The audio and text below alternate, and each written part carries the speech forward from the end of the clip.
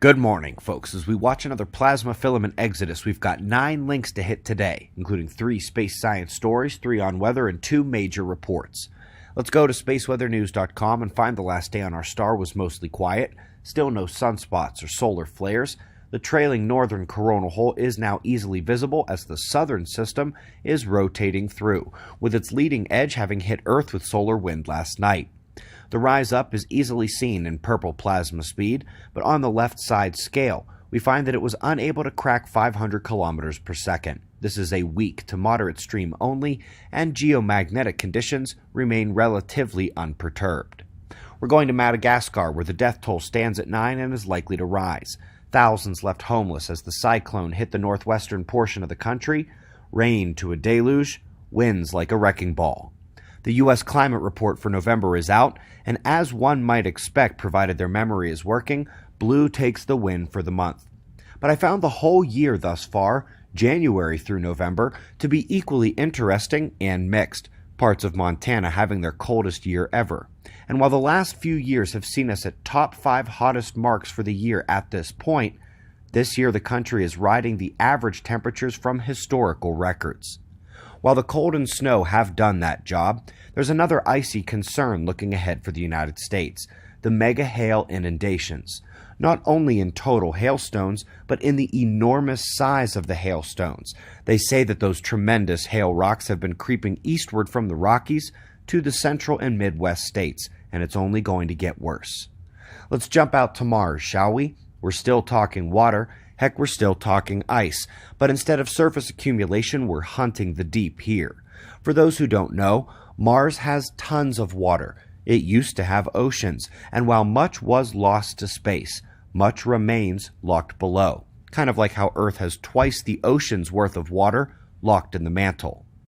Up next, we're heading out to LB1. Hopefully we recall that scientists claimed a nearly impossible black hole or plasma nucleus exists there, up to 70 times the mass of the Sun, about 5 to 8 times more massive than is supposed to be possible for stellar mass examples in the galaxy.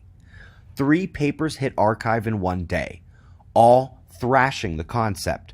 This and the second one are virtually moot, however, as they just rehash what the original scientists said when they suggested it was a strange find, an impossible one because no, it's not expected, or able to reconcile the models. Only the third has a legitimate new argument, claiming the original scientists mistook the binary orbit for that of a black hole or plasma nucleus. Anyway, this is the science version of a boxing match. Now, let's get an example of a super thick galactic disk, about as thick as they should be possible. We almost always see a halo of material and stars above and below the galactic disk plane, but to find an old thick disk 2.4 times the width of the central plane is quite unusual indeed. They say the creation of the thick disk stole material from the interior plane and stifled its star formation, which I might point out is likely the reason it is so thin, which is likely the reason why the thick disk is perceived as being so big. Okay, you ready for the big topic? Earth's magnetic field. Sure, but one stop at the door. Greenland evidence shows that Earth's field is older than we thought. It was here for the start of life. Most scientists agree you won't have much luck with life on Earth without one, and of course this matters because Earth's is fading right now and shifting and reversing, and yesterday the 2020 World Magnetic Model was released. We have the most recent pole positions and some visuals that really help elucidate the trends. First, as was speculated back in February for their first ever out-of-cycle update, the North Magnetic Pole's motion has now blown it past the geographic North Pole, after spending hundreds to a few thousands of years in Canada. Showing the North Pole motion tracking over 400 years here, the deeper red to purple is slow motion long ago, the yellow is the more recent, faster motion, from a few kilometers per decade to dozens of kilometers every year.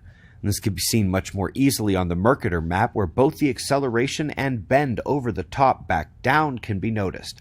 When we recall that the South Magnetic Pole is way ahead, having already left Antarctica, south of Australia, we realize the poles are still on collision course, still set to approximately be Indonesia, as positive and negative will attract each other ever more as we go down the rabbit hole of the latest magnetic excursion of Earth. We see these excursions going back in history about every 12,000 years. The last one, about 12,000 years ago. And what do you know, the field is shifting and changing like it hasn't done in thousands of years. We greatly appreciate your support. Our movies and videos on this magnetic reversal topic are linked below. They're at our channel page and our website homepage. Once again, while I am banned on Twitter 4 more days, please feel free to post the earthquake alert maps from our app. We've got wind map forecasts and shots of our star to close, and we'll do this all again tomorrow, right here. But right now, it's 4:20 a.m. in the new Valley of the Sun. Eyes open, no fear. Be safe, everyone.